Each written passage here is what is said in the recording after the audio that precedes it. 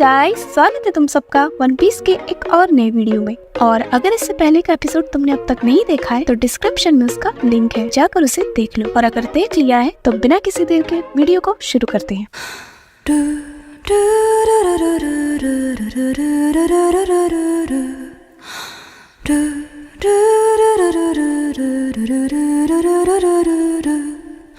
तो first of all तुम सबको happy new year and thank you so much तुम सबके इतना ज्यादा सपोर्ट और प्यार के लिए। और मुझे तुम सभी के कमेंट्स पढ़ के बहुत अच्छा लगता है। मतलब सच में तुम लोग इतने स्वीट हो कि कुछ लोगों के तो नाम भी मुझे याद हो गए एंड सो सॉरी कि तुम लोगों को वेट करना पड़ता है एपिसोड्स के लिए, बट स्टिल तुम लोग वेट करते हो एंड मुझे मेरे नाकामास की यही बात सबसे अच्छी लगती है। मतलब तुम सब ना बहुत लॉयल हो। और इससे मुझे एक बात याद आई, तुम में से कुछ लोगों ने मुझे इंस्टा पे भी डीएम करके पूछा था कि मैंने वन पीस कहाँ तक देखा है एंड ऑल दैट। तो मैंने वन पीस पूरी कॉट अप कर रखी है मांगा के साथ, पर एनिमे को मैंने अब तक 2 बार देखा है। और 2 बार क्यों, वो बहुत लंबी कहानी हो जाएगी, मैं फिर कोई बताऊंगी। इन द एंड इतना ही कहूंगी कि thank you so much, you guys are the best and I love you all. तो चलो फिर बिना किसी देर के इस साल की पहली वीडियो को शुरू करते हैं।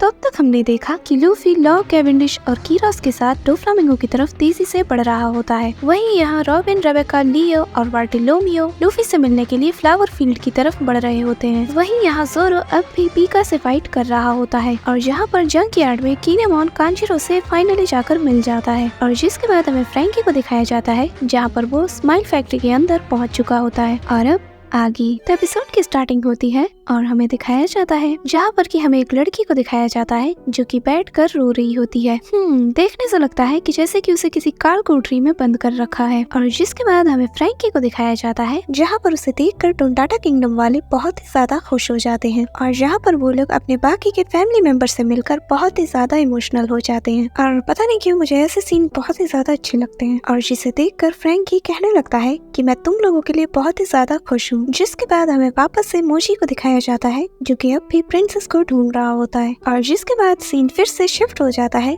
और हमें सीनियर पिंक को दिखाया जाता है और जहाँ पर उसे ये पता चलता है कि फ्रैंकी ने उसे पोपट बनाया है। और जिसके बाद हमें वापस से उस मैनेजर को दिखाया जाता है जहाँ पर वो फ्रैंकी पर अटैक करने के लिए आगे बढ़ती है। पर तभी हमें दिखाया जाता है कि फ्रैंकी आगे बढ़ता है और जाकर उसे हक कर लेता है और जिसे देखकर वहाँ मौजूद सारे लोग बहुत ही ज्यादा शॉक्ड हो जाते हैं। जिसके बाद सीन शिफ्ट होता है और हमें रॉयल पैलेस के 3rd लेवल का सीन दिखाया जाता है जहाँ पर लूफी उन टॉयज को देखकर कह रहा होता है कि एक बात बताओ, तुम्हें नहीं लगता कि हम अचानक से घिर गए हैं? जिस पर कैवेंडिश कहने लगता है कि देखने से लगता है कि हमें इन सब को एक ही बार में खत्म करना होगा। और जिसे सुनकर लूफी बहुत ही ज्यादा खुश हो जाता है और फिर वो सीधा जाकर उन टॉयज के सामने खड़ा हो जाता है। और जिसके बाद हमें दिखाया जाता है कि लूफी, कैवेंडिश और कीरास मिलकर उन सभी की अच्छे से खातिरदारी करते हैं। जिसके बाद हमें वापस से सैनी और पिंक को दिखाया जाता है जहाँ पर वो कह रहा होता है कि आखिर उस साइबर्ड फ्रैंकी की हिम्मत कैसे हुई मुझे बेवकूफ बनाने की, क्योंकि मुझे तो यहाँ पर कोई भी ओल्ड ग्रैनी नहीं दिख रही। और इतना कहने के बाद वो वापस से स्माइल फैक्ट्री की तरफ बढ़ने लगता है और यहाँ वो मैनेजर लगातार फ्रैंकी को मार रही होती है। और जिसके बाद हमें दिखाया जाता है कि सैनी और पिंक वहाँ पर पहुँच जाता है और सैनी और पिंक फ्रैंकी से कहने लगता है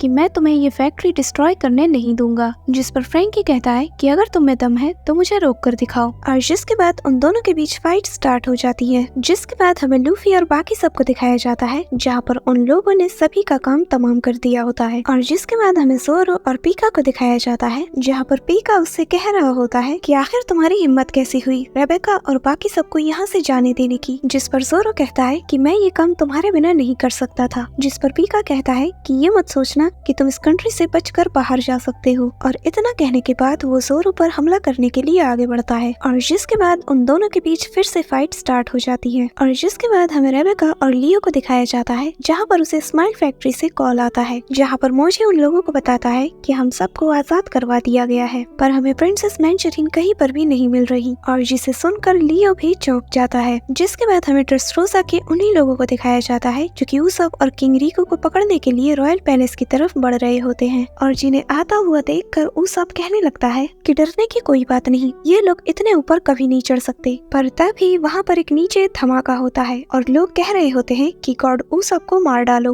और जिसे सुनकर ऊसप की हालत खराब हो जाती है। जिसके बाद वहाँ पर वायलेट आकर किंग रिको को बताती है कि टोनटाटा किंगडम वालों को प्रिंसेस मैंशरीन कहीं पर भी नहीं मिल रही, जिस पर किंग रिको बताता है कि उन लोगों ने उसे जरूर रॉयल पैलेस में ही कहीं छुपा कर रखा होगा। और जिसके बाद वो वियोला को अपनी एबिलिटी से उसे ढूंढने के लिए कहने लगता है, और जिसके बाद वियोला प्रिंसेस मैंशरीन को अपनी एबिलिटी से ढूंढने लगती है। और तभी हमें दिखाया जाता है कि कीनेमोन कांजीरो के साथ वहाँ पर पहुँच जाता है। और जिसके बाद कीनेमोन ऊसप से कहने लगता है कि वैसे जब हम लोग यहाँ पर आ रहे थे हम ये देखकर हैरान रह गए थे कि हजारों की तादाद में लोग इसी तरफ बढ़ रहे थे। जिस पर ऊसप कहने लगता है कि हाँ, पर चिंता मत करो, वो लोग यहाँ तक कभी नहीं पहुँच सकते। जिस पर महान कांजीरो कहने लगता है कि लंबी नाक वाले गॉब्लिन, चिंता मत करो, उन लोगों को यहाँ तक चढ़ाई में दिक्कत आ रही थी तो मैंने उन लोगों के लिए एक नेट बना दिया। जिससे सुनकर ऊसप, किंग रिको और बाकी सब दंग रह जाते हैं। और कांजीरो आगे कहने लगता है कि वो लोग यहाँ पर कुछ ही देर में हाजिर हो जाएंगे। जिस पर ऊसप कहता है कि पागल कहीं के, आखिर तुमने ऐसा क्यों किया, क्योंकि वो लोग यहाँ पर मुझे मारने के लिए आ रहे हैं। और जिसके बाद हमें दिखाया जाता है कि वायलेट प्रिंसेस मैंशरीन को यहाँ वहाँ हर जगह रॉयल पैलेस के अंदर ढूंढ रही होती है। और जिसके बाद किंग रिको कहने लगता है कि मुझे नहीं लगता कि डोफ्लामिंगो ने प्रिंसेस मैंशरीन को अब तक मार दिया होगा, क्योंकि मैं जानता हूँ कि उसे उसकी एबिलिटीज चाहिए होंगी, हालांकि उससे ज्यादा फिलहाल हमें उसकी एबिलिटीज की जरूरत है। और जिसके बाद हमें दिखाया जाता है कि फाइनली वायलेट को प्रिंसेस मैंशरीन मिल जाती है, जहाँ पर वो रोते हुए कहने लगती है कि लियो प्लीज मुझे आकर बचा लो। जिसके बाद सीन शिफ्ट होता है और हमें फ्लावर फील्ड का सीन दिखाया जाता है, जहाँ पर रेबेका, रॉबिन, बार्टोलोमियो पहुँच जाते हैं। और जहाँ पर हमें दिखाया जाता है कि क्लोजियम के टफ फाइटर्स टॉप एग्जीक्यूटिव से फाइट कर रहे होते हैं। जिसके बाद वो लोग वहाँ से आगे बढ़ जाते हैं और रेबेका उन लोगों से कहने लगती है कि हम लोग जल्द ही फ्लावर फील्ड पर पहुँचने वाले हैं। जिसके बाद हमें बार्टोलोमियो को दिखाया जाता है, जो मन ही मन ये सोचकर खुश हो रहा होता है कि जब वो लूफी को देखेगा तो लूफी उससे कह रहा होगा कि अच्छा तो तुम बार्टोलोमियो हो ना, मैं यहाँ पर तुम्हारा ही इंतजार कर रहा था।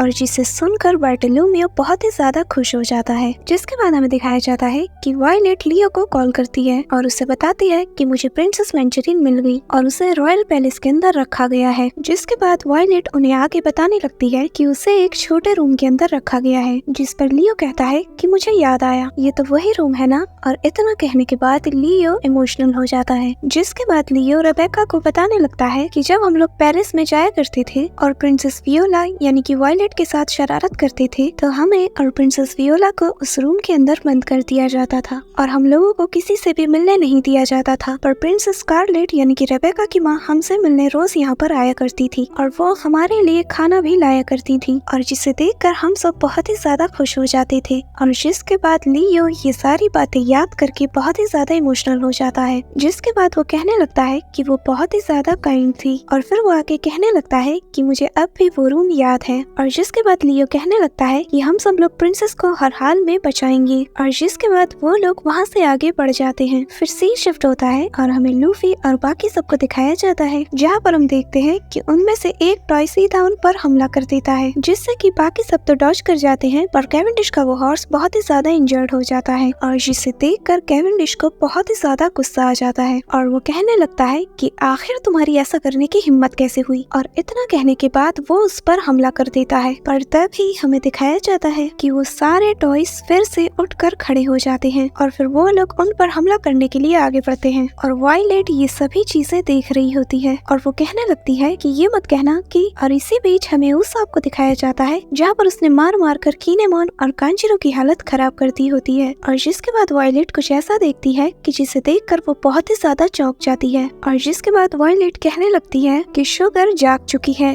और जिसे सुनकर उसाप की हालत खराब हो जाती है। और जिसके बाद वो आगे कहने लगता है कि आखिर ये कैसे हो सकता है, क्योंकि वो तो मेरे उस खास चेहरे को देखकर बहुत ही ज्यादा डर गई थी, इतनी ज्यादा कि वो वहीं पर नॉकआउट हो गई थी और देखने से ऐसा लग रहा था कि वो हफ्तों तक नहीं उठने वाली। जिस पर वायलेट कहने लगती है कि शुगर पूरी तरीके से रिकवर हो चुकी है और अब स्ट्रॉ हेड्स और बाकी सब खतरे में हैं। जिसके बाद हमें रॉयल पैलेस के अंदर का सीन दिखाया जाता है, जहाँ पर किसी लंबी नाक वाले को देखकर शुगर बहुत ही ज्यादा डर जाती है और कहने लगती है कि सारी लंबी नाक वाले लोग मुझसे दूर रहो। जिसके बाद शुगर उन लोगों को टच करके उन्हें भी जायंट टॉयज में बदल देती है और फिर वो कहने लगती है कि मैं उस लंबी नाक वाले और उसके साथियों को नहीं छोड़ने वाली। जिसके बाद हमें किंग रिको को दिखाया जाता है, जहाँ पर वो कहने लगता लगता है कि अगर शुगर ने अपने एबिलिटीज को यूज किया तो ड्रेसरोसा के सारे लोग फिर से टॉयज में बदल जाएंगे, जिस पर उसॉप कहने लगता है कि ये नहीं हो सकता। अगर शुगर ने गलती से भी लूफी को टच कर लिया तो मैं रॉबिन की तरह उसे भी भूल जाऊंगा, और जो कि मैं कभी भी नहीं होने दे सकता। जिसके बाद किंग रिकू कहने लगता है कि क्या हम उन्हें ट्रांसपॉन्डर स्नेल के थ्रू नहीं बता सकते, जिस पर वायलेट बताती है कि मैंने कोशिश की पर लगता है कि उन लोगों ने नोटिस नहीं किया। जिसके बाद हमें दिखाया जाता है कि उसॉप और किंग रिकू को पकड़ने के लिए लोग तेजी से उनकी तरफ बढ़ रहे होते हैं, जिन्हें देखकर उसॉप कहने लगता है कि मेरे पास अब कोई ऑप्शन नहीं, मुझे उसे यहीं से शूट करना होगा। जिस पर किनेमोन कहता है कि पर यहाँ इतनी दूर से शूट करना इम्पॉसिबल है, मुझे तो यहाँ से रॉयल पैलेस तक नहीं दिख रहा और वहाँ उस दीवार के पीछे छुपे दुश्मन को देखना बहुत ही ज्यादा मुश्किल है। जिस पर उसॉप कहता है कि पर इससे कोई फर्क नहीं पड़ता क्योंकि मुझे ये हर हाल में करना होगा। जिस पर वायलेट कहती है कि तो फिर मैं इस काम में तुम्हारा साथ दूंगी। जिसके बाद उसॉप कहता है कि अगर मैं फेल हुआ तो शुगर चौकन्ना हो जाएगी और फिर हमारे पास सेकंड चांस भी नहीं होगा और इस काम को एक ही बार में अंजाम देना बहुत ही ज्यादा मुश्किल होने वाला है। जिसके बाद उसॉप वायलेट से शुगर की एग्जैक्ट लोकेशन पूछने लगता है और फिर वो कांजीरो और उसकी ड्राइंग को देखकर हंसने लगता है। इसके दिमाग में कुछ तो चल रहा है। जिसके बाद हमें रॉबिन, रेबेका और बार्टोलोमियो को दिखाया जाता है, जहाँ पर ग्लैडियस की नजर उन पर पड़ जाती है और जिसके बाद वो अपनी डेविल फ्रूट की पावर का यूज करके उनके तरफ बॉम्ब्स को फेंकने लगता है और जिन्हें आता हुआ देखकर रेबेका कहने लगती है कि हमारी तरफ कोई चीज उड़ते हुए आ रही है और जिसके बाद हम देखते हैं कि वो बॉम्ब सीधा बार्टोलोमियो की तरफ बढ़ रही होती है और जिन्हें देखकर रॉबिन बार्टोलोमियो को आवाज देती है और जिसके बाद हमें दिखाया जाता है कि वो सारे बॉम्ब वहीं पर ब्लास्ट हो जाते हैं और उस ब्लास्ट के इम्पैक्ट की वजह से रॉबिन नीचे की तरफ गिरने लगती है और यहाँ ग्लैडियस रॉबिन पर हमला करने के लिए आगे बढ़ता है पर रॉबिन उसे अपने डेविल फ्रूट की पावर से जकड़ देती है और जिसके बाद रॉबिन रेबेका से चिल्लाते हुए कहने लगती है कि रेबेका वो चाबी लो और फ्लावर फील्ड की तरफ आगे बढ़ो और जिसके बाद वो और बार्टोलोमियो नीचे की तरफ गिरते चले जाते हैं और इसी बीच सीन शिफ्ट हो जाता है और हमें लूफी और बाकी सबको दिखाया जाता है जहाँ पर वो लोग अब भी उन टॉयज से फाइट कर रहे होते हैं और इसी बीच हम देखते हैं कि बार्टोलोमियो सीधा आकर उनके सामने गिर जाता है और जिसके बाद रॉबिन भी वहाँ पर पहुँच जाती है। जिसके बाद वो उन लोगों को बताती है कि लॉ के हैंडकफ्स की चाबी रेबेका के पास मौजूद है और फिलहाल वो फ्लावर फील्ड की तरफ बढ़ रही है और तभी ग्लैडियस उनसे फाइट करने के लिए खड़ा हो जाता है, जिसे देखकर रॉबिन और बार्टोलोमियो कहने लगते हैं कि इसे तुम हम पर छोड़ दो। जिसके बाद रॉबिन उन लोगों से कहने लगती है कि तुम लोग फ्लावर फील्ड की तरफ आगे बढ़ो क्योंकि रेबेका वहाँ पर तुम्हारा इंतजार कर रही है और रॉबिन को देखकर लूफी पहले से ज्यादा सीरियस हो जाता है और कहने लगता है कि तो फिर ठीक है और एपिसोड यहीं पर एंड होता है।